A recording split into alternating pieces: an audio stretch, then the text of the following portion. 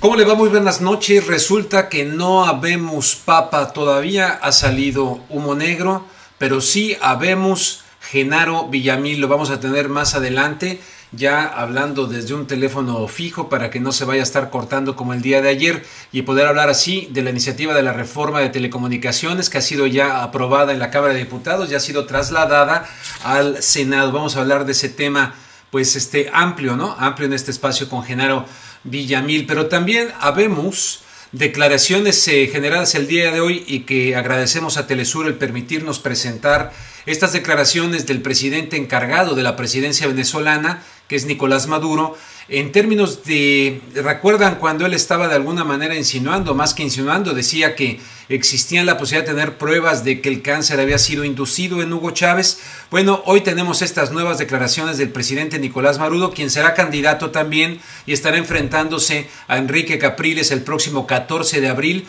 buscando la presidencia en nuevas elecciones allá en Venezuela. Pero ¿será verdad? ¿Será mentira? ¿Es posible? ¿No es posible? ¿Verdaderamente el gobierno de Venezuela, el señor Nicolás Maduro, tiene pruebas? Recientemente Evo Morales dijo: estoy casi convencido de que así fue la cuestión de que le pusieron el cáncer a Hugo Chávez. Vamos a escuchar lo que dijo hoy precisamente. Estas imágenes son de Telesur, repito, Nicolás Maduro. Estamos trabajando y en su momento se anunciará, cuando así se conforme, la Comisión de Estado, donde invitaremos importantes países del mundo, los mejores científicos del mundo, para investigar la enfermedad que provocó la muerte de nuestro comandante Chávez. Él tenía la intuición desde un principio. Nosotros tenemos casi la certeza, con los datos que manejamos. Él tenía una enfermedad, un cáncer que en su momento se conocerá, que rompía todas las regularidades de esa enfermedad. Y él fue amenazado muchas veces. Quizás no lograron el magnicidio por la vía de un atentado. Todo pareciera indicar que lograron afectar su salud con las técnicas más avanzadas. No son secretos. Decía Eva Gollinger, investigadora, que ha pedido la desclasificación de todos los documentos de la CIA, el Pentágono, el Departamento de Estado, sobre la enfermedad del presidente Chávez, y que ha investigado tantas cosas. Decía en estos días que en los años 40 ya del siglo pasado, 1940, 1950, ya había algunos países en el mundo, entre ellos Estados Unidos, y no estoy acusando a los Estados Unidos en este momento, sino te estoy diciendo cómo algunos países tenían laboratorios científicos ensayando cómo provocar el cáncer. Han pasado 70 años, que no habrán avanzado ese tipo de laboratorios de la maldad y de la muerte. Que conste, no estoy acusando en este momento a los Estados Unidos de esto. Solamente estoy diciendo algo que es una verdad que se sabe y además son documentos desclasificados. Cómo hicieron ensayos para inocular enfermedades, cómo crearon enfermedades.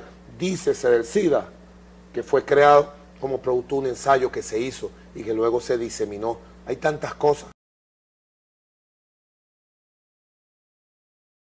Entrevista de Nicolás Maduro en Telesur en torno a esta situación, de esta posibilidad. Yo ya he conocido algunas reacciones. Hace poco me entrevistaron en televisión, acá en Azteca América, acá en los Estados Unidos. Escuchaba yo algunos comentarios. Acá la gente, esto que acaba de decir Nicolás Maduro, a mí no me sorprende absolutamente para nada que exista esta posibilidad. Sé que no debemos concentrarnos en eso, ni en teorías de la conspiración, ni nada, pero mira, es más, le voy a pedir nada más a Noemí, si lo que comento esto me haces favor de buscar tantito ahí en Google, una operación que se llamó la Paperclip. Déjame ver si así se llamó la Paperclip. Ahorita me lo corrobora. ¿Qué fue lo que ocurrió? Miren, termina la Segunda Guerra Mundial y muchos de los investigadores nazis, de los médicos, muchas de estas personas que estaban haciendo experimentos de esta naturaleza terribles desde el punto de vista científico, en fin, en contra pues de la humanidad con el nazismo, cuando termina la Segunda Guerra Mundial, ¿qué creen ustedes? Muchos de estos tipos nazis les dijeron, vénganse para acá. Y se vinieron para acá. No estoy inventando para nada, por eso ahorita le estoy pidiendo a Dado, que no tengo aquí otra computadora. Ya aquí tengo la información. Ya lo tienes. A ver, ¿qué dice? ¿Qué fue la operación Paperclip? Vamos a escuchar aquí. Me está Noemí, perdón, Noemí me está echando la mano. A ver, ¿qué dice? Hola, primero, buenas noches a todos. Noemí León. La operación Paperclip fue el nombre en clave que utilizaron para la operación realizada por el Servicio de Inteligencia y Militar de los Estados Unidos para extraer o atraer, mejor dicho, científicos de Alemania especializados en lo que ellos llamaban las armas maravillosas del Tercer Reich, ¿no? Que eran cohetes, armas químicas y especialmente experimentación médica después del colapso que tuvo el régimen nazi después de la Segunda Guerra Mundial. Perfecto, te agradezco muchísimo. O sea que yo tengo un documental maravilloso acerca de ese tema, tengo mucha información de ese tema aquí acumulada, ¿no? Entonces, así como lo encontró Noemí León, que se lo pedí ahorita de manera espontánea después de escuchar a Nicolás Maduro, ustedes pueden hacer lo mismo. Pueden ir y buscar esta de Paperclip. Y subrayo lo que nos dijo Noemí, experimentación básicamente de tipo médico, químico, de cuestiones tipo biológico, no crean que nada más de cuetitos y eso no, de este tipo de cuestiones. Entonces, si eso fue al terminar la Segunda Guerra Mundial, y era uno de los grandes temores que se tenía de los nazis, ¿no? De la locura del psicótico del bigotito que anduviera en estos rumbos. Bueno, pues ahora que los rusos, la KGB, la CIA, diferentes pues potencias, diferentes países que tienen investigación científica para este tipo de cuestiones, porque estamos bien locos en el planeta Tierra y en grandes medidas le puedo decir que nos gobiernan psicópatas a nivel mundial, en muchas instancias, verdaderos psicópatas, gente muy enferma. Ya les demostré la otra vez lo que fue el tema de la eugenesia, la construcción de una raza superior y lo que ocurrió acá en los Estados Unidos con los Rockefeller, los Carnegie, todos estos tipos, ¿no? De aparentemente de beneficencia, etcétera, pues queriendo establecer la cuestión de la raza superior y utilizaron la eugenesia, en fin. Yo, evidentemente, como el señor, pongo atención a lo que dice Maduro nada más para seguir la información, lo comparto con ustedes, yo no llego a ningún tipo de conclusión, sería aberrante, etcétera, pero a fin de cuentas es importante seguir la pista. Bueno, ahí está el tema, con lo de Nicolás Maduro, hablando acerca de esto que hay que seguirlo. Evo Morales, yo no sé también con qué bases, tal vez nomás por haber escuchado lo que les dicen. Ya les presentamos aquí en contexto cibernético también, que fueron las declaraciones en ese sentido en ese sentido también del propio Hugo Chávez, ¿no? En vida, hablando acerca de este tema. Bueno, déjenme verificar si habemos Genaro Villamil o no habemos Genaro Villamil ya en este momento, porque si no, vamos a pasar a presentarles un video de los candidatos al papado en este cónclave. Sí, ¿tenemos ya aquí a Genaro? Bueno. Sí, aquí estoy. Pues me da muchísimo gusto, Genaro. Bueno. Sí, ¿no me escuchas? No me digas que otra vez no me escuchas, Genaro. Bueno, ¿no me escuchas? Sí, muy bien. Pues ahí está. Yo muy bien. Pues me da muchísimo gusto. Mira, hoy ya hasta le dije a la gente, hoy sí habemos humo blanco, hoy sí habemos Genaro Villamil. Y entonces ya salió el humo blanco y ya estás aquí, porque ayer tuvimos broncas para establecer la comunicación. ¿Cómo has estado, Genaro? Primero que nada, buenas noches. Buenas noches, Rubén, pues muy movido y tratando de entender este proceso que estamos viviendo de reforma de telecomunicaciones, ¿no?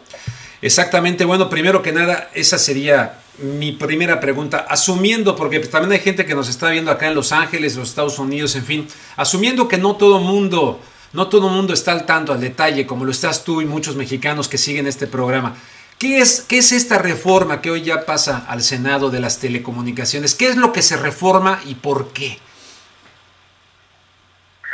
Es una reforma constitucional, es decir, es una reforma que todavía tiene que pasar por una legislación secundaria, ¿no? Ajá. Pero ya como reforma constitucional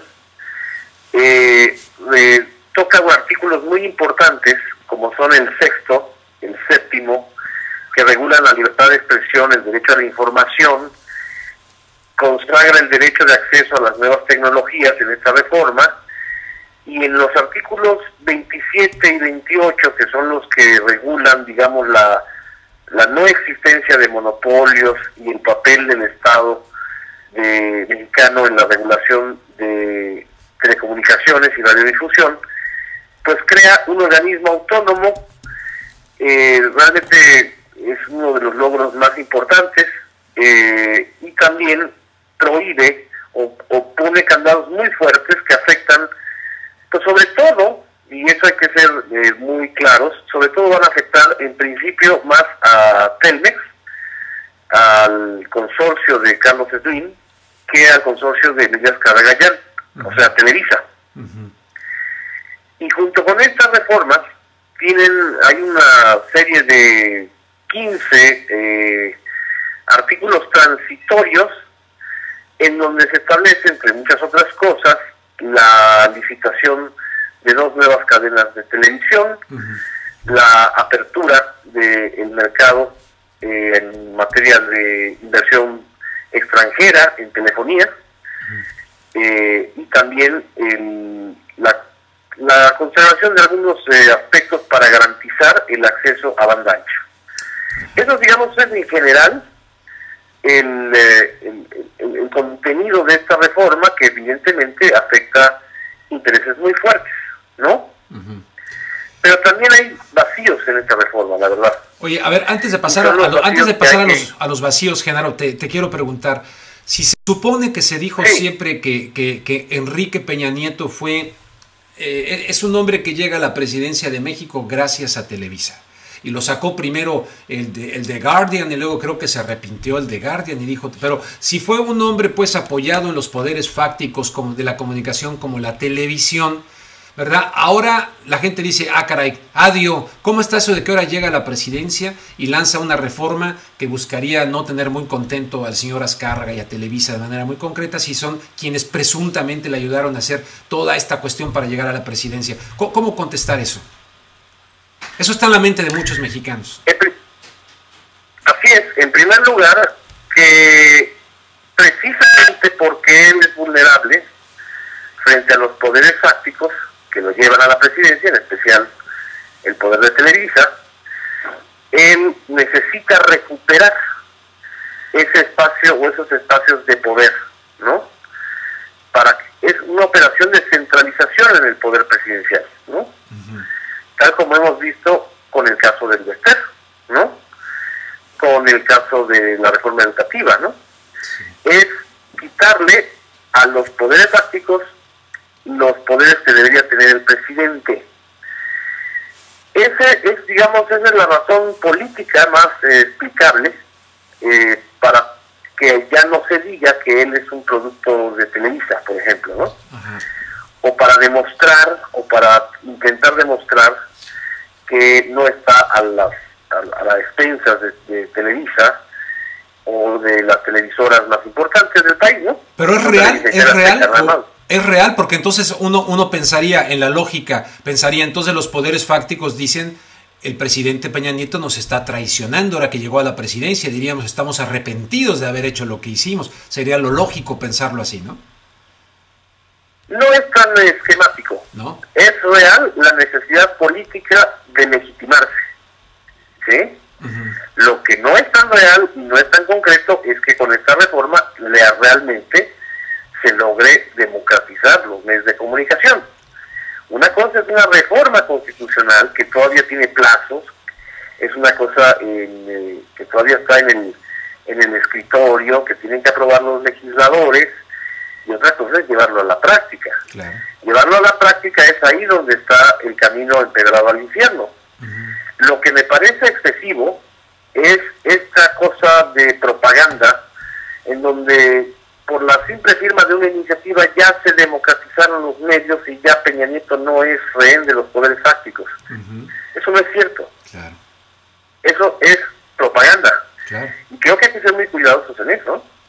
Totalmente. La reforma en sí misma contiene elementos muy importantes, pero de ahí a que con un simple documento ya bienvenida y ya se logró la democratización de los medios, para nada. ¿Qué es lo más importante en tu opinión de lo que contiene la reforma? Muchos lo llaman como potencialmente un documento histórico. Lorenzo Mayer le decía a Carmen Aristegui, puede ser histórico, pero como Santo Tomás, hasta no ver, no creer. Muchos otros ayer me decían en Twitter, algo debe haber escondido. O sea, el que con leche se quema, hasta el jocoque le sopla.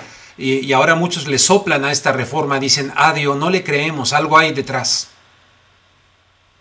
Viéndola con lupa, Rubén, es una reforma que afecta más a Telmex que a Televisa. Más a Telmex que eso a Televisa. Es un hecho. Sí. O sea que no es una reforma que realmente modifique el poderío que tiene Televisa, no solo a nivel de concentración de frecuencias, sino a nivel de contenidos, de concentración de ingresos publicitarios y de concentración de distribución de redes de contenidos. Esa parte realmente no la toca con la profundidad necesaria, ¿sí? Esa es materia de una ley secundaria que la dejan pendiente los legisladores en esta... Es decir, todavía existe un enorme temor a molestar a Televisa, ¿no?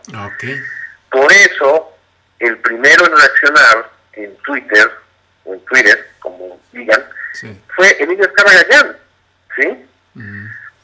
Él no está tan descontento con esta reforma, ¿no?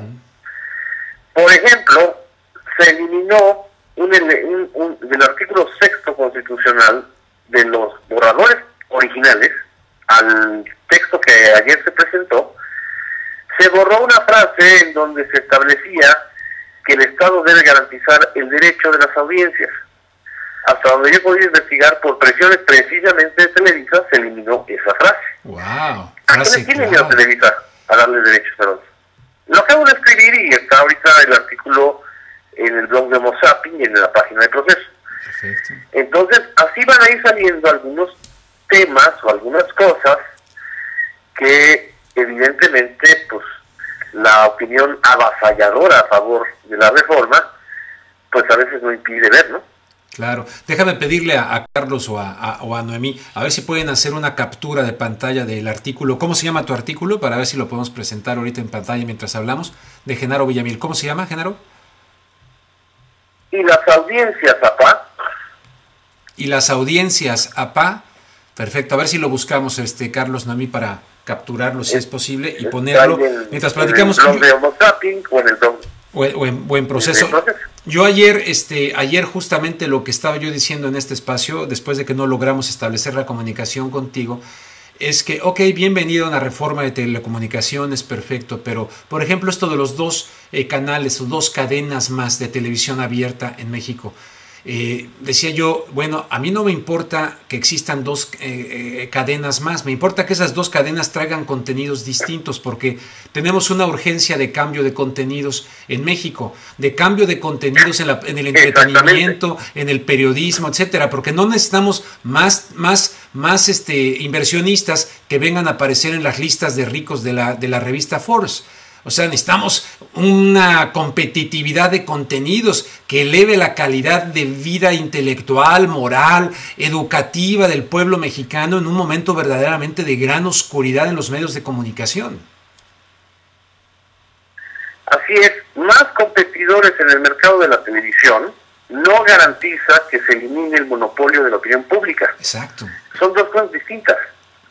El monopolio de la opinión pública se construye cuando todos, aunque desde distintos canales de radiodifusión, ya sean televisoras o radios, opinan lo mismo.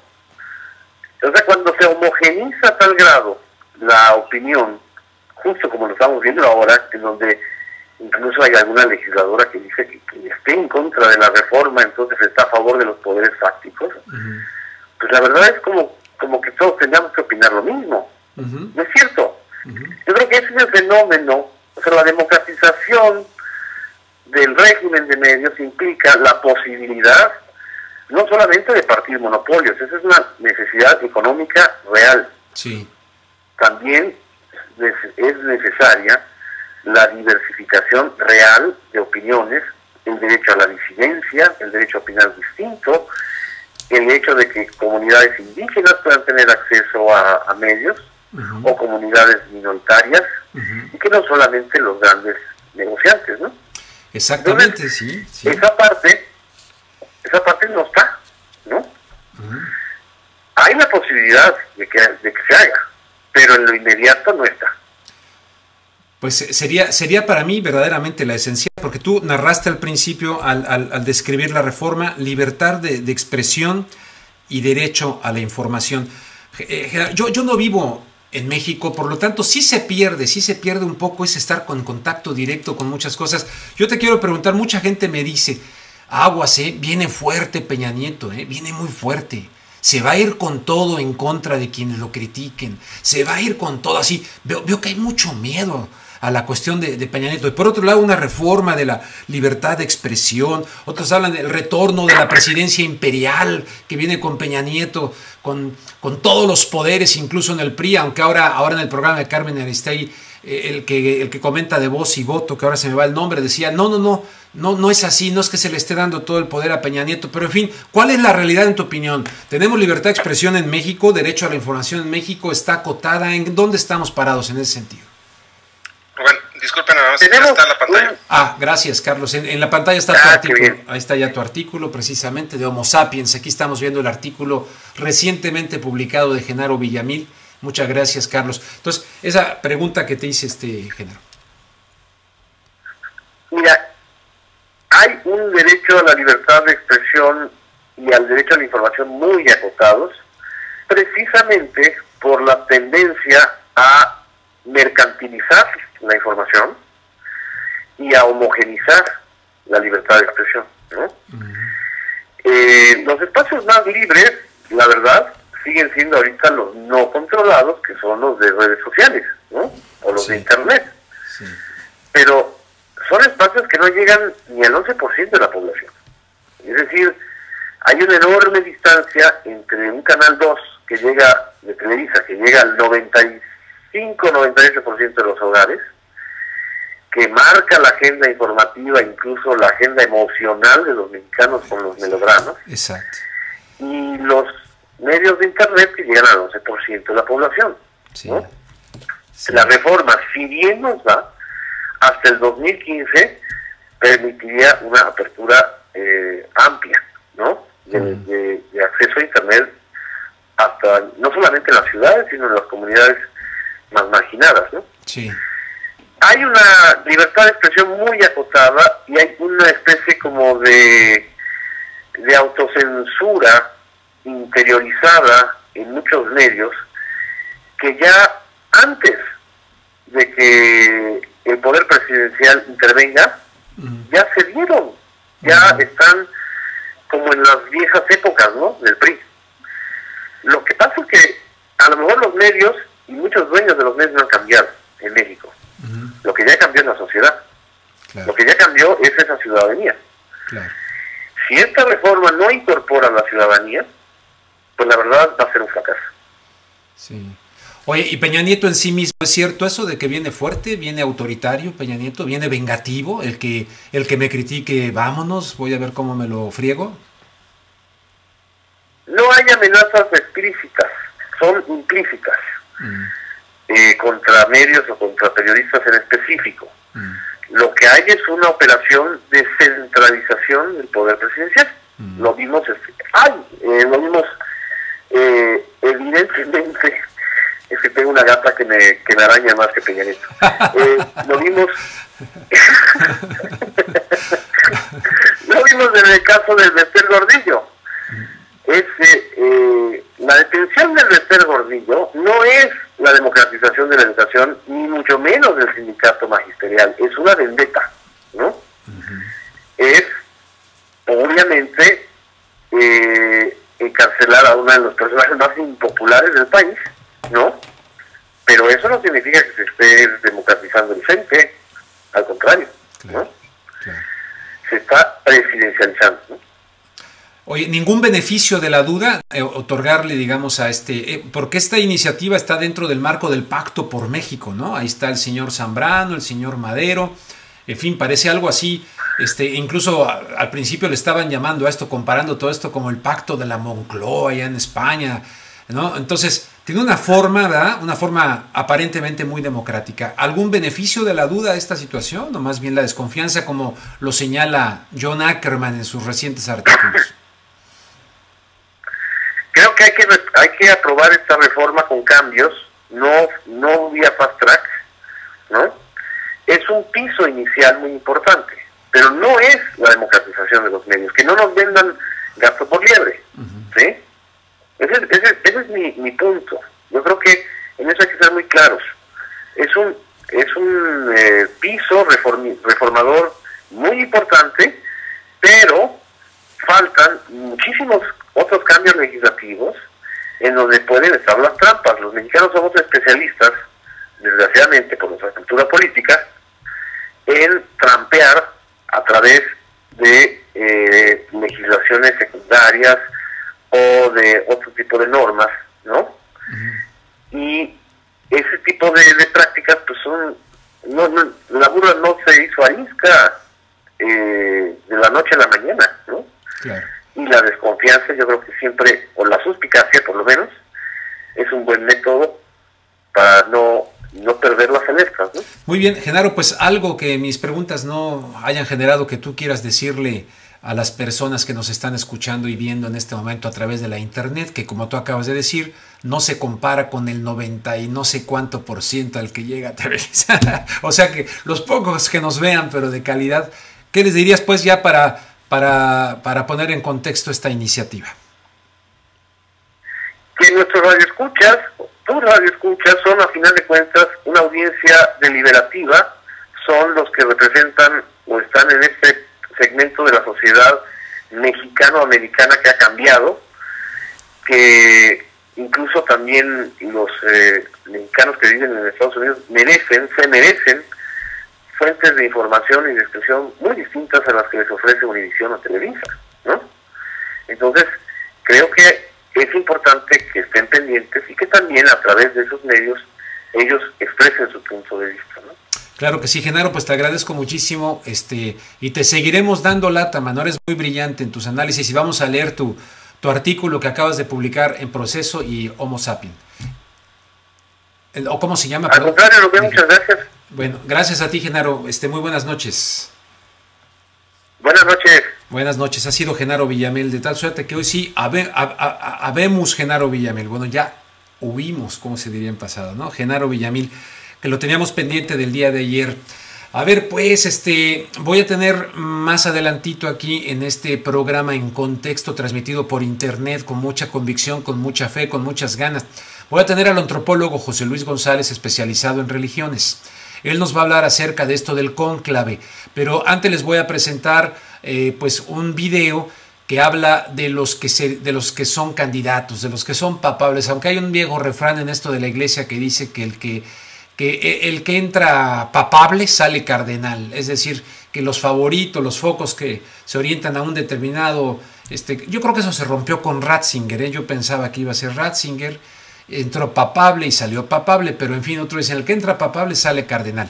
Vamos a ver un video acerca de los candidatos a suceder a Benedicto XVI, que ya no lo es más. ¿Quién se va a quedar al frente de la iglesia? ¿Nos darán algún tipo de sorpresa de poner ahí a alguien con aire fresco para la iglesia en esta etapa muy complicada también para la estructura jerárquica de la iglesia, ¿no? No para los principios de la fe que están separados de la cuestión jerárquica? Habrá una sorpresa. Vamos a ver esto y regresamos con José Luis González para platicar del tema. Atención, vamos a revisar algunos de los nombres que resaltan como los posibles candidatos a ocupar el cargo, el más alto cargo de la Iglesia Católica en la Santa Sede en el Vaticano. Algunos de ellos: el cardenal italiano Angelo Scola, uno de los cardenales más cercanos a Benedicto XVI, arzobispo de la Arquidiócesis de Milán. Francis Arinze, desde Nigeria, también se presume como sustituto de Benedicto XVI. Abogó por la paz en su país, sostiene que es posible dialogar con los musulmanes. El cardenal estadounidense Timothy Dolan es el actual arzobispo de Nueva York y presidente de la Confederación Episcopal de los Estados Unidos. También aparecen el cardenal mexicano Norberto Rivera Carrera, se perfila debido a su destacada lucha contra la miseria y la defensa de inmigrantes. titular de una de las diócesis católicas más importantes del mundo, con por lo menos 70 millones de feligreses. Y el brasileño Claudio Jumes es franciscano, doctor en filosofía, arzobispo de Sao Paulo. Tiene mucha experiencia pastoral al dirigir el catolicismo en Brasil, que cuenta con por lo menos 100 millones de católicos. Padre Vidal, de estos nombres que están sonando por estos días, ¿de quiénes cree usted que existe realmente posibilidad de que reemplace al Papa Benedicto XVI? Bueno, tal como lo he dicho, generalmente el perfil del Papa que se busca, en primer lugar tendría que ser un Papa más joven, dado que el que se eligió anteriormente supuestamente era de transición y bueno, duró 8 años y anciano tiene que renunciar. Se supone entonces que debería ser uno más joven, eso es lo primero en todo caso. Y luego vendría, que es lo más seguro, yo siempre me he mostrado muy escéptico y pesimista en que pueda ser de otra región del mundo que no sea Europa, por el dominio, el predominio del pensamiento eurocéntrico de la jerarquía católica, y bueno, también por los grupos de poder económico que se concentran en el Vaticano. Pareciera que esto no tuviera importancia o que fuera una crítica mía muy mordaz, qué sé yo, pero es lo que siempre ha imperado, los grupos de poder. Entonces, en todo caso, a mí me llama de fuerte la atención la publicidad que se le ha dado a Scola, que es italiano, uno de los que más ha sonado, y otros de Europa, ¿no? También los obispos brasileños han tenido siempre mucho peso. De hecho, ellos fueron los que llevaron al Concilio Vaticano II hace 50 años atrás, llevaron una gran fuerza para las transformaciones de todo tipo en el Vaticano II. Una última inquietud, señor. A mí me sorprende muchísimo que en esta lista, bueno, no me sorprende porque siempre lo hacen, pero que pongan a Norberto Rivera, el cardenal mexicano, como realmente papable. Les puedo así, pero les firmo en un cheque en blanco que definitivamente no, aunque las cosas están muy raras, pero de ninguna manera. Puntos de lo que acabamos de escuchar en este reportaje: el eurocentrismo, ¿verdad?, tradicional para la elección del Papa, y lo que decía el sacerdote entrevistado por Telesur, hablando acerca de no perder de vista los grupos económicos y los grupos de poder. Decía él, algunos pensarán que es una crítica muy ácida la que estoy haciendo, pero no podemos perder de vista eso. Bueno, tenemos aquí ya enlazados a José Luis González. José Luis González es antropólogo, especializado también en temas religiosos y del Centro de Estudio de las Religiones allá en México. José Luis, muy buenas noches, te saludo con mucho gusto. Buenas noches, Rubén, un cordial saludo para tu amable auditorio también desde México. Gracias, José Luis. Oye, José Luis, ¿quién elige al Papa? ¿Los cardenales, el Espíritu Santo o los poderes económicos, los poderes en el Vaticano? Pues yo creo que lo eligen, por lo menos es lo que nos consta, los cardenales, ¿no?, que nunca pueden estar del todo exentos, ni libres, ni vacunados contra influencias externas de diferente índole. Por mucho que se ponga, porque la palabra cónclave significa bajo llave o con llave, ¿no? Es literalmente lo que significa cónclave. Entonces, por mucho que se encierren ahí hasta que salga el humo blanco, evidentemente, pues tiene que haber muchas influencias, pero una vez que está instalado el colegio... Pero es que se han encerrado con todas esas influencias puestas. Exactamente, se han encerrado a eso iba, ¿no? Con todas esas influencias puestas. ¿Tú ves la posibilidad de alguna sorpresa en este caso así? Porque siempre hay así, que la gente empieza con una sorpresa. Que pueda venir alguien distinto, alguien con aire fresco, con movimiento de cintura. Sí, mira, Rubén, creo que el otro día ya hablamos algo de esto. Yo creo que, y quisiera empezar, Rubén, si me lo permites, con unas frases realmente muy respetuosas para esos católicos de a pie que siguen tu programa, no me cabe la menor duda, ¿ya? Esos católicos de a pie que sienten, digamos, hacia la Iglesia una veneración desde su propia forma de sentir lo religioso, esos católicos de a pie que sienten hacia los cardenales y las autoridades eclesiásticas y el Vaticano como estructura también un respeto religioso, ¿no?, como sentían nuestras las mujeres para ver salir por la mañanita durante unos instantes a Juan Pablo II cuando venía a México. Estas palabras que les dijo son las siguientes: miren amigos, lo más importante de la Iglesia son ustedes, y esa forma popular desde la cual ustedes, en los elementos religiosos que componen lo que podemos llamar su fe, pues da sentido a su vida. Es natural que al hablar de estas cosas que estamos hablando estos días, a ustedes quizás les extrañen ciertas frases en que hablamos, alguno pensará, muy humanamente de lo que para ustedes es muy sagrado. Bueno, que sepan que no es que desliguemos el sentido y que no respetemos ese sentido religioso de ustedes, sino que además de ese sentido religioso, las personas que intervienen y gobiernan la Iglesia son humanos, ¿no? Son humanos. Y en esa humanidad hay influencias de diferentes intereses y presiones de diferente índole también. Por lo tanto, lo que vayamos diciendo sobre este cónclave que ya comenzó y produjo el primer humo negro, lo decimos con todo respeto hacia sus sentimientos, pero sabiendo que la Iglesia y la religión son cosas distintas, ¿ya?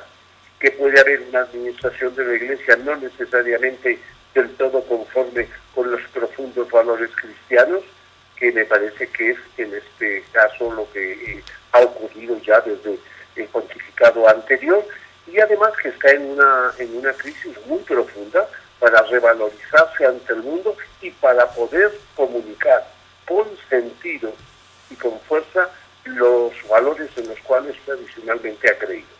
Dicho esto, y dejando en claro esa actitud de profundo respeto hacia ustedes, cristianos de a pie, lo más importante dentro de esto que entendemos por Iglesia Católica Mundial es que voy a opinar sobre esto que Rubén me pregunta. Yo creo, Rubén, que, digamos, eso que dijimos en algún momento y que está en muchas entrevistas y muchos artículos hoy día, es que, digamos, los cardenales que han entrado al cónclave, todos, absolutamente todos, fueron nombrados cardenales por Juan Pablo II y por Benedicto XVI. Bien. Todos, por lo tanto, fueron nombrados cardenales para continuar, asegurar que continuase este proyecto y este modelo de iglesia centralista autoritaria, muy de espaldas a la realidad concreta del hombre de nuestro tiempo, muy de espaldas a los problemas y circunstancias que acosan la vida del hombre de nuestro tiempo y de los cristianos de nuestro tiempo, y que pues lo razonable sería que salga elegido Papa alguien, o sea, es inevitable, diría yo, mejor dicho, por decir la frase, que salga elegido Papa alguien de estas personas que fueron seleccionados y, digamos así, observados, y se les nombró para determinados cargos con la finalidad de fortalecer un modo de ser iglesia que corrigiese lo que algunos consideraban excesos del Concilio Vaticano II, que para muchos de nosotros fue el concilio más lúcido de por lo menos los últimos 15 años de la historia de la Iglesia, y probablemente más, pero no quiero ir al límite. Eso tiene que quedar muy en claro. Ahora bien, en los últimos días, casi desde que se anunció la renuncia de Benedicto XVI, ha empezado a manifestarse una cierta discordancia al interior de los que han entrado ya al cónclave, y esta discordancia y este disgusto por determinadas cosas que se han descubierto recientemente, como esa investigación que ordenó el Papa Benedicto XVI, y que algunos cardenales han exigido que eso, antes de dar el voto por alguien como Papa, tienen derecho ellos, como la máxima autoridad en sede vacante colectiva de la Iglesia, tienen derecho a saberlo, para dar su voto teniendo en cuenta la información, hasta ahora secreta, que en ese informe, en esa investigación que hicieron, se pone de manifiesto.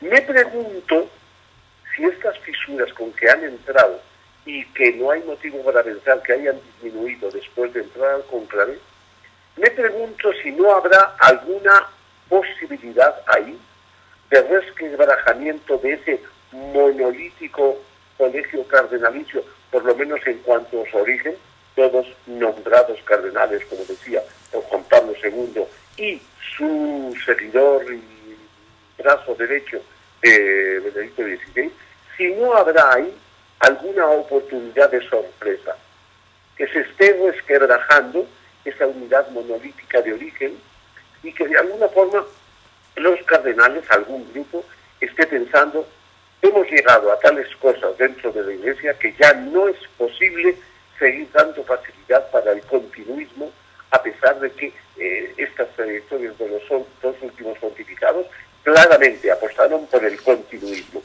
Continuismo de rescate de la Iglesia de aquellos, repito, excesos del Vaticano II. Si así fuera, podría haber algún margen para sorpresa.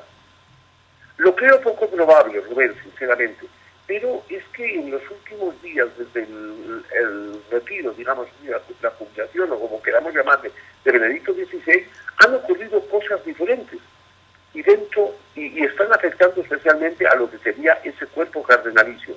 ¿Dará eso suficiente razón y peso como para una sorpresa? Pues quizás sí, aunque yo todavía me resisto a creerlo como probable. Yo también lo veo. Este perfil monolítico al cual te refería. Yo también lo veo sinceramente bastante complicado, no descarto aquello, ojalá se diera. Pues ya casi para concluir, José Luis, se menciona al cardenal Scola, italiano, y una pregunta si sabes algo acerca de este Scola italiano, y número 2, en tu opinión, ¿qué sería lo más urgente, separando un poquito lo que es los principios teológicos y de fe de la religión católica y el profundo respeto? Yo me asumo como católico, pero separando eso a la estructura de la Iglesia y todo lo que últimamente ha ocurrido, en fin, ¿qué es lo más urgente para ti en lo cual tendría que cambiar la Iglesia? Yo recordaba hace poco cuando Juan XXIII, precisamente el llamado Papa Bueno, del Concilio Vaticano II, alguna vez alguien estaba cerrando unas ventanas en el edificio Vaticano y él utilizó la analogía diciendo: no me cierre las ventanas, la Iglesia necesita aire fresco. Te pregunto, ¿necesita aire fresco o necesita un torbellino ahí dentro para cambiar algunas cosas que regresen al cristianismo original? Sí, necesita todo eso que dices y más todavía.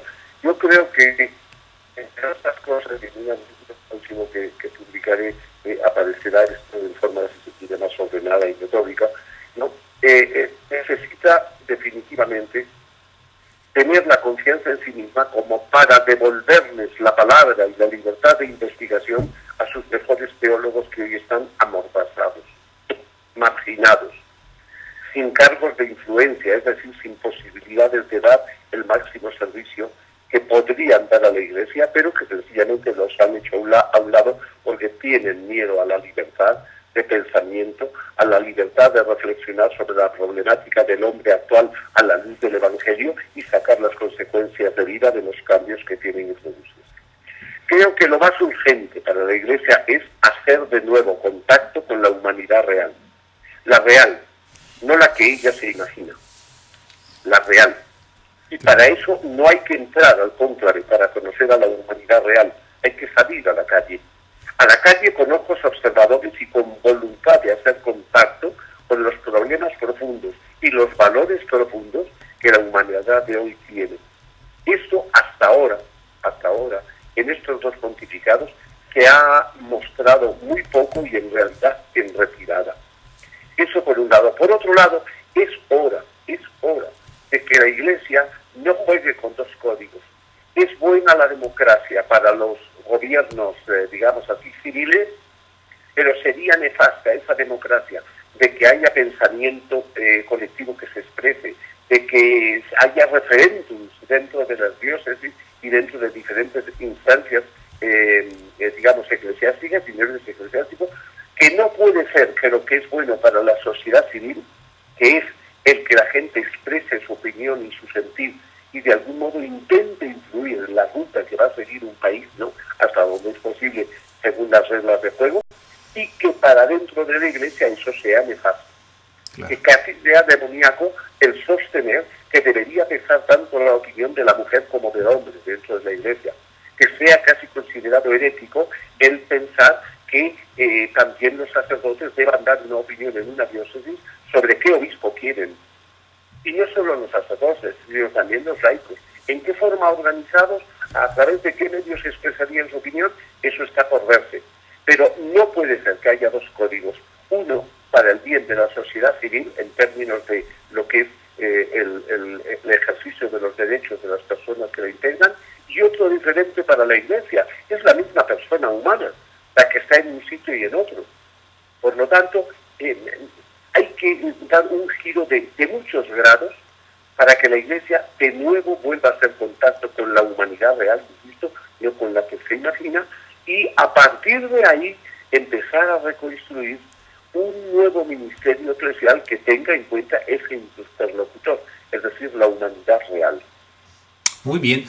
Hay otras cosas que se podrían señalar, pero yo diría que lo fundamental es retomar el contacto cálido, cercano, comprometido, queriendo efectivamente contribuir a lo que es, digamos, hoy día los grandes retos de la humanidad, que están muy lejos del derecho canónico, dicho sea de paso. Pues me parece contundente lo que dices, y si te parece, ojalá que en futuros programas pues nos ayudes aquí ya cuando surja quién sea el Papa, etcétera, y podamos hablar de todo esto. José Luis, pues te agradezco muchísimo, te mando un fuerte abrazo en la Ciudad de México. A ti, Rubén, para bien y para mal, ya sabes dónde me encuentras. Claro que no, para bien. Esto en unas cuantas horas está en YouTube, ahí en mi canal de YouTube y en el de Red Generación, y tú de ahí lo puedes lo puedes utilizar, lo puedes ver para que te escuches a ti mismo. ¿Me podrías mandar los links, por favor? Sí, con muchísimo gusto. Yo lo hago terminando. Gracias, muy amable. Gracias, José Luis González. José Luis González del Centro de Estudio de las Religiones en México, antropólogo, autor, articulista, en fin, sobre varios de estos temas, muchos años de experiencia. Conoció a Gustavo Gutiérrez allá en el Perú, vinculado a lo que se conoció como la teología de la liberación, ¿no? En fin, vamos allá a la Ciudad de México y vamos a ir con Noemí, porque Noemí nos va a poner al tanto de algunas actualizaciones de qué está pasando con la maestra Elbester Gordillo, qué está pasando con los grupos de autodefensa civil en México, qué dice la Comisión Nacional de los Derechos Humanos. En fin, tiene algunas notas acerca de este tema. Adelante, Noemí León.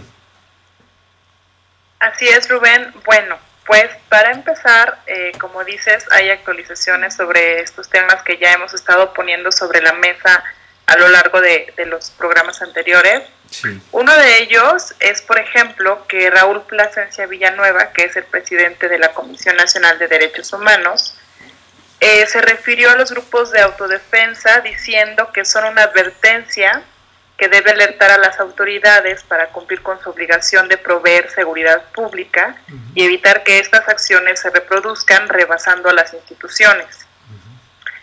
También él advirtió que el surgimiento de estos grupos nos alejan como sociedad del objetivo de recobrar la paz y la tranquilidad de todos aquellos lugares donde el crimen organizado tiene presencia y actividad.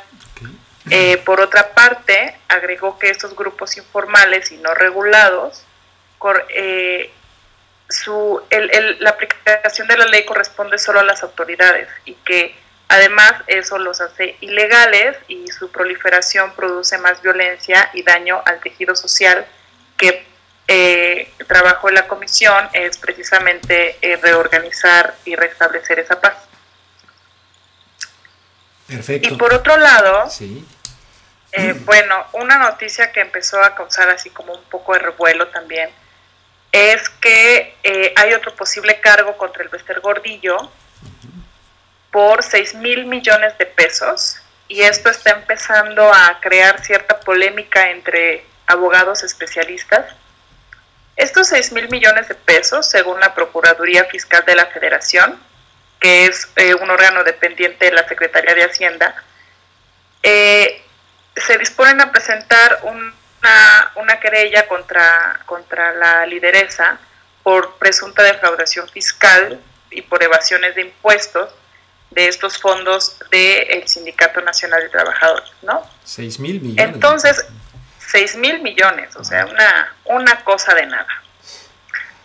entre ellos algunos penalistas de los más reconocidos del país, por ejemplo, José Luis Nazar, José Patiño Hurtado, Raúl Cárdenas, y han hecho públicas sus críticas a estas acusaciones de lavado de dinero y delincuencia organizada que la PGR le ha afincado a Gordillo, debido a que, bueno, desde su perspectiva legal, las pruebas con las que cuenta el Ministerio Público son insuficientes para que un juez emita una sentencia por estos delitos.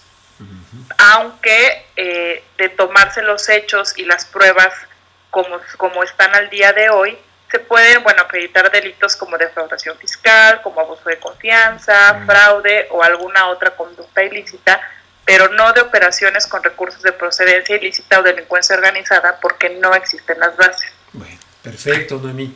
Y tenemos también lo de los periódicos, ¿no? Del día de hoy, a esta hora también de la noche, tanto acá en Los Ángeles como allá en México, el recapitular, ¿no? ¿Qué fue lo que publicaron los periódicos mexicanos también? ¿Con quién vamos? ¿Contigo o vamos con Nash?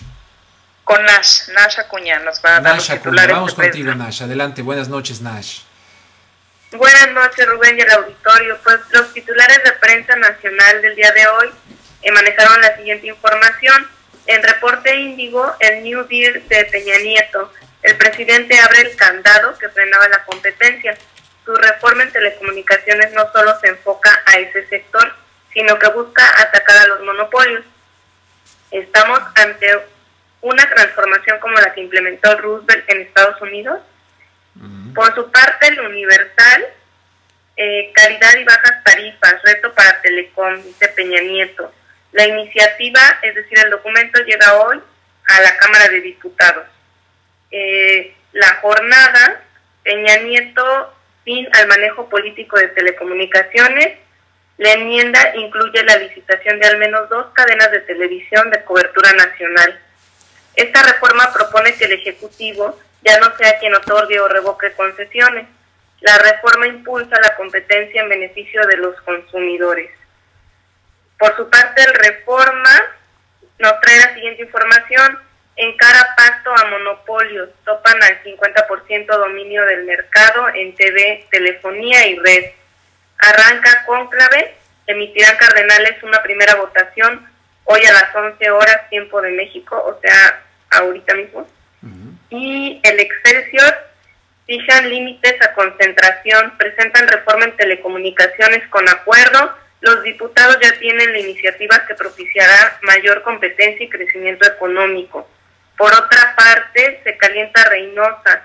El gobierno de Tamaulipas informó que la noche del domingo murieron un menor y un taxista en Reynosa durante el fuego cruzado por enfrentamientos armados. Qué bárbaro. También nos trae la información que asesinan al jefe policial en Michoacán. Anoche fue hallado sin vida Salvador González Magaña, director de Seguridad Pública de Tarímbaro. Sí. Y por hambre y violencia, 45 municipios están en riesgo. El rostro social del ejército combatirá la marginación con cocinas comunitarias, brigadas médicas y de ingenieros. Estos 45 municipios de 400 que padecen alto grado de marginación, incluidos en lo que anunciaron la Cruzada Nacional contra el Hambre. Y finalmente Milenio, Slim, Azcárraga, Vargas y Consejo Coordinador Empresarial, todos celebran. Niegan partidos que el proyecto tenga destinatario o vaya contra alguien.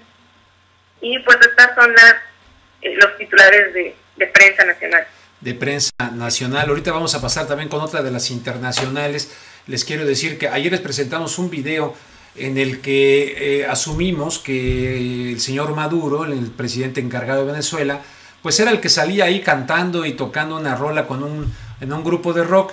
Pues resulta que parece ser que no es él, aunque él sí perteneció a ese grupo, pero yo veo el video y lo veo a él, y si no es él, pues ha de haber tenido un doble ahí, porque ese muchacho alto, de bigote, de un pelo así tupido, para mí que sería Maduro, pero luego lo entrevistaron ahí en Telesur, le preguntaron de eso, allá en Venezuela. Se lo vamos a poner ahorita de una vez, pues de una vez, ¿no? Nos arrancamos con este video, vamos a verlo y regresamos también con Nash para otras notas internacionales. O sea que Maduro parece ser que no es el que canta, pero sí fue miembro de este grupo y le entró nostalgia a ver este video. A ver, vamos a escucharlo. Escuchamos hoy cantar, no sabíamos que se le medía también un poco a la canción y resulta que nos han contado que usted estuvo en un grupo de rock cuando estaba muchacho y buscamos algunas imágenes de esto en las redes sociales, en la internet. Voy a pedirle a nuestro productor que busque, no está usted allí, pero me dicen que ese era el grupo en el cual usted estaba. ¿Qué hacía usted allí, señor presidente? Me tocaba, él se llama Carlos Carrillo, un compañero de vivía en el Valle, grupo Enigma. Yo tocaba la segunda guitarra, el bajista Gofro. ¿No cantaba? Claro, a veces. ¿Sí? Me da mucha nostalgia ver eso, ¿viste? Eso fue año 80, 81, 82. Eran los movimientos de jóvenes rockeros, rebeldes, revolucionarios, de Caracas. En esa época estaba el grupo Resistencia, estaba Paul Gilman ya, era muy jovencito. Tenía un grupo llamado Power y después creó el grupo Arcángel. Estaba, se me olvidó el nombre, Una Sola Gente, creo que se llamaba, todavía existe. Muy viejito está, tiene como 70 años, pero todavía canta. Y bueno, no sé de dónde será ese video. Pero, lo encontramos nosotros en las redes sociales, sí, y en el grupo en la Enigma se llama. Y también, bueno, yo participé en los primeros tiempos del grupo Madera, del primer grupo Madera, que se hundió en el Orinoco y murieron casi todos sus miembros el 15 de agosto del año 1980. Estábamos nosotros construyendo una casa en el barrio Marín, en la subida hacia la derecha por donde vivía Mandinga, y nos llegó aquella noticia terrible, que se había hundido y que habían muerto casi todos sus integrantes del grupo Madera, que habían sobrevivido nada más Carlos Daniel Palacio, su cantante, y otras compañeras, las hermanas Ramos. Ahí nosotros participamos en los barrios de la época, no solamente el rock, sino también la salsa, el guaguancó, los talleres de percusión caribeña, era impresionante. En aquella época vinieron cubanos y veían cómo en los barrios de Caracas se tocaba los ritmos del guaguancó y bueno, todos sus derivados, bueno, con tanta maestría y tanta fuerza como en la Cuba del 40, del 30, del 50. Realmente impresionante. Escuchamos hoy cantar, no sabíamos que se le medía también un poco a la canción y resulta que nos han contado que usted estuvo en un grupo de rock cuando estaba muchacho y buscamos algunas... Ahí ya se estaba repitiendo el video. Bueno, entonces a mí no me queda claro si él asume que él era, porque la conductora dice, no está usted ahí, y él asume que sí estaba en el grupo, pero no dice exactamente si era ese muchacho, pero se parece mucho. Para mí sigue un poquito el misterio. Bueno, ya puse a sufrir aquí a Carlos porque me adelanté con este asunto, pero Noemí, ahora nos vamos ¿con quién para los breves internacionales? Con Nash Acuña. Nash Acuña, adelante Nash. Hoy está chambeando mucho Nash. Gracias, sí, así es. Bueno, aquí estamos con algunas notas internacionales. El país, Arabia Saudita, ejecutará finalmente a los condenados y crucificará a uno de ellos. Debe cumplirse la ley de Dios, ha respondido el príncipe Mitter a los familiares de los 7 jóvenes condenados a muerte en Arabia Saudita, a quienes hace apenas una semana dio la esperanza de que su caso iba a ser revisado. Sin embargo, los 7 fueron declarados culpables de robo a mano armada hace 4 años en un juicio que duró 3 horas y en el que no tuvieron abogado y que les responsabiliza de un delito cometido cuando eran menores de edad. El supuesto cabecilla de la banda será además crucificado tras el fusilamiento. Qué bárbaro. Así es. El New York Times, jefe espía, llama a los ciberataques principal amenaza a los Estados Unidos. James Kapler Jr., el director de Inteligencia Nacional de los Estados Unidos, advirtió este martes en un testimonio preparado para el Comité de Inteligencia del Senado al Congreso que un ataque cibernético podría paralizar la infraestructura y la economía de Estados Unidos, y sugirió que estos ataques suponen la amenaza inmediata más peligrosa para este país, más apremiante que el ataque de las redes terroristas globales. Por su parte, la Gaceta en Argentina, referéndum, el 98.8% de los isleños en las Malvinas quiere ser británico. Un referéndum convocado por autoridades locales confirmó que la mayoría de los habitantes de las Islas Malvinas están a favor de mantener su estatus político como territorio del Reino Unido de ultramar, con una participación del 92% del total de 1.672 votantes que estaban convocados. Los kelpers, así se les denominan a los isleños, sufragaron en los 4 centros electorales fijos instalados en las 2 islas principales, Soledad y Gran Malvina. Los isleños llevarán su referéndum al Comité de Descolonización de las Naciones Unidas para reclamar que se respete su decisión y se dé por finalizada la disputa entre Argentina y Gran Bretaña. Entonces estos son los principales internacionales. Muy bien, Nash, pues muchísimas gracias, tema tremendo. Fíjense que a ver si busco a Edgardo Esteban trabajó, fuimos compañeros de trabajo en Telemundo, él siendo corresponsal en la Argentina para Telemundo, nos conocimos allá cuando fui a cubrir una cumbre iberoamericana en Bariloche, muy bello. Bueno, lo voy a invitar porque él tiene un libro que se llama Iluminados por el Fuego y peleó en la Guerra de las Malvinas. Él actualmente es corresponsal de Telesur en Buenos Aires, Argentina. Tuve la oportunidad de estar en su casa en Buenos Aires alguna vez, excelente periodista, buen muchacho, marcado también por la Guerra de las Malvinas. Lo voy a invitar para que lo entrevistemos y nos cuente aquí de esta experiencia, porque este sondeo evidentemente es en los habitantes ingleses que están ahí y que quieren seguir siendo ingleses, por supuesto. Vamos a las breves nacionales allá en México, nuevamente con la famosa Nash Acuña. No, ahora es conmigo. Con la famosa Noemí León. Perfecto. Ok, bueno, pues en las noticias nacionales tenemos que en demanda de que fueran liberados 17 integrantes de la Guardia Comunitaria detenidos en los últimos días en Michoacán, retuvieron a un grupo de por lo menos 40 militares y bueno, a la hora de cierre de esta edición, el titular de la Procuraduría General de Justicia del Estado de Michoacán, Plácido Torres, aseguró que los militares ya fueron liberados y está en proceso de ver qué va a suceder penalmente contra estos integrantes de los grupos de autodefensa incluidos en este asunto. Por otro lado, Pemex indicó que de enero a la fecha, 32 tomas clandestinas fueron descubiertas en 5 municipios de Tamaulipas, gracias a los recorridos que realizó el personal de seguridad física de Pemex en coordinación con elementos de la Secretaría de la Defensa Nacional. Por otro lado, tenemos que México, con más de 42 millones de internautas, se ha convertido en uno de los objetivos preferidos de los cibercriminales, siendo el más atacado en América Latina y posicionándose como 9º en el ranking global de países víctimas, según el informe de amenazas 2013, presentado por la empresa WebSense.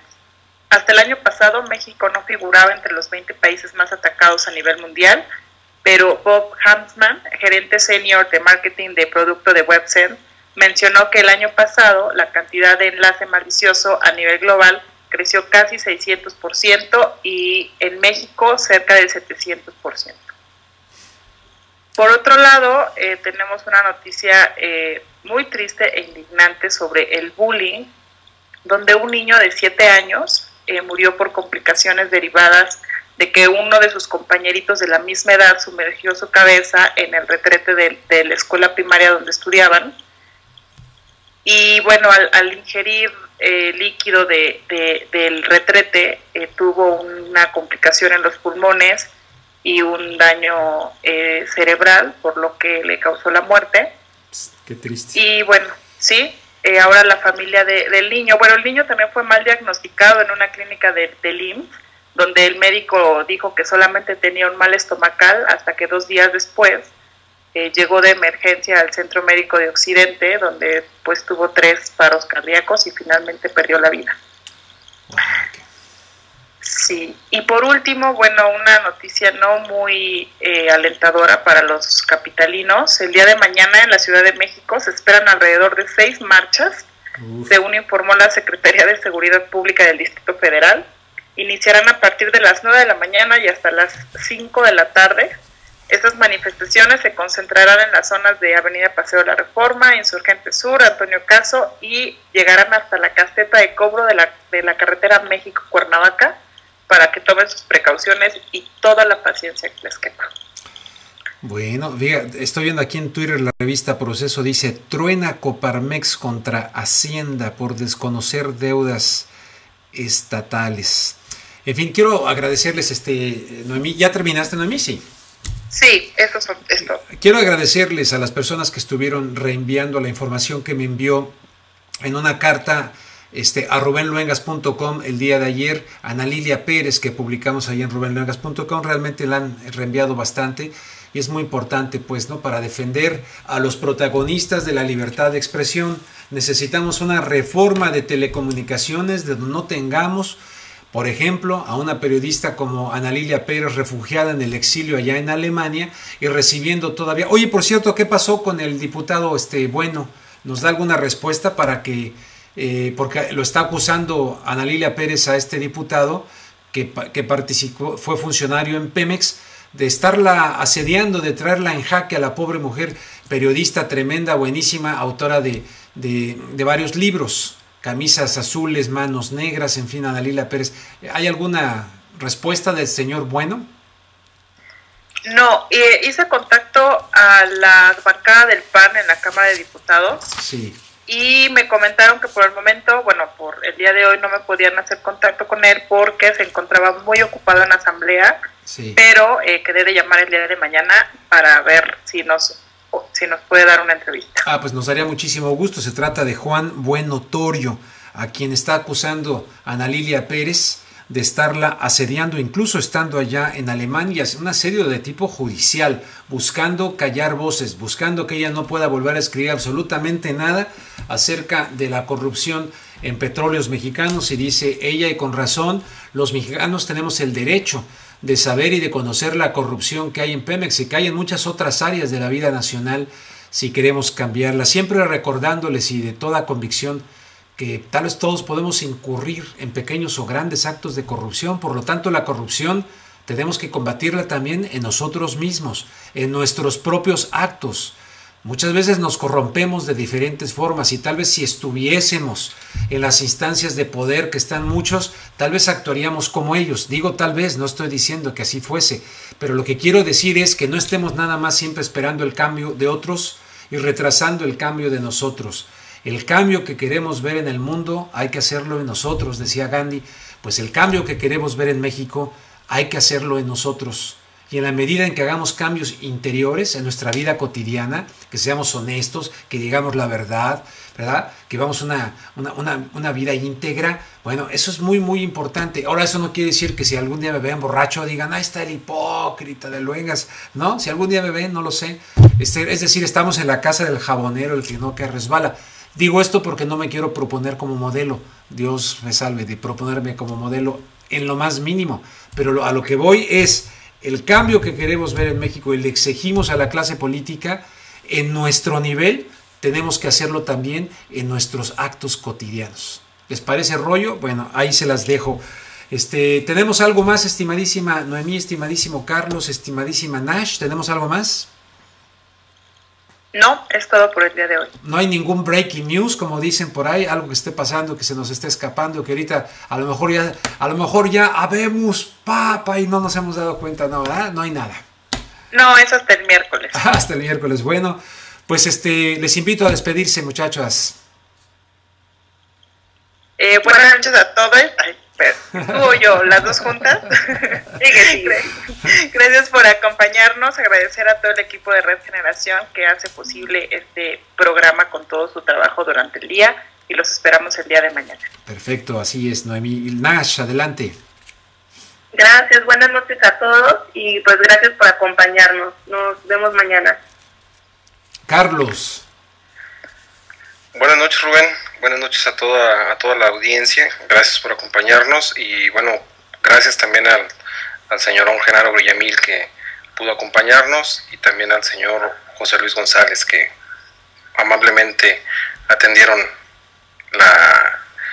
estar con nosotros. Pues está buenas noches. Perfecto, muy buenas noches. Si me vieron hoy un poquito así, un poquito así, ay, es que ando medio enfermo, entonces estoy un poquito débil, un poquito cansado.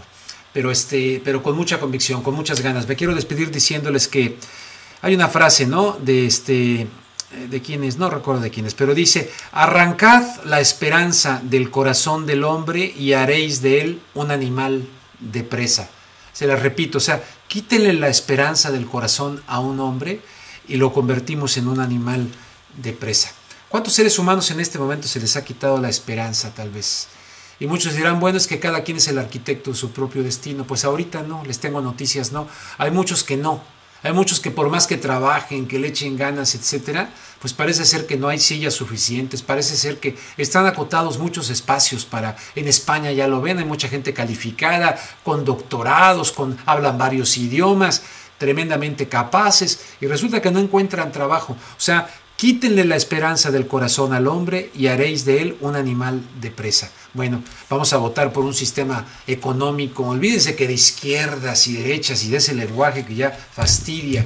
No, vamos a buscar un sistema económico mundial donde no arranquemos la esperanza del corazón de los hombres. Y cuando digo hombres, yo digo mujeres. Porque eso decir, hay niñas y niños. Esta cosa de que chiquillos y chiquillas, como decía P9, ahora está muy de moda eso, ¿no? De que ustedes, ¿cómo van? Mujeres y hombres, no sé cómo está el tema, pero esto incluye a todos, pues no nos hagamos bolas. Con eso me despido, buenas noches, les espero mañana. Ah, por cierto, mañana miércoles entrevisto a las 9:30 de la noche, hora de Los Ángeles, que serían las 10:30 de la noche, hora de la Ciudad de México. Entrevisto a José Gutiérrez Vivó en mi programa de radio, que pueden sintonizar en México en kpfk.org. ¿A qué se dedica actualmente José Gutiérrez Vivó? ¿Por qué se peleó con el señor Fox, el Alto Vacío? ¿Qué fue lo que ocurrió? ¿Regresa o no regresa a los medios José Gutiérrez Vivó? En fin, mañana la entrevista en radio, y aquí les espero a las 9 de la noche, hora de Los Ángeles, y a las 10 de la noche, hora de México. Y ustedes dirán cómo va a estar para hacerle en los dos, porque voy a estar a las 9 con José Gutiérrez Vivó y aquí a las 9. Bueno, decidí grabar mañana a la 1 de la tarde la entrevista con José Gutiérrez Vivó para poder estar aquí, porque con el cambio de horario se me complicaban las cosas. O sea que voy a grabar a la 1 de la tarde la entrevista con José Gutiérrez Vivó. Les dejo la frase final porque ya les eché más rollo final. Arrancad la esperanza del corazón del hombre y haréis de él un animal de presa. Muy buenas noches.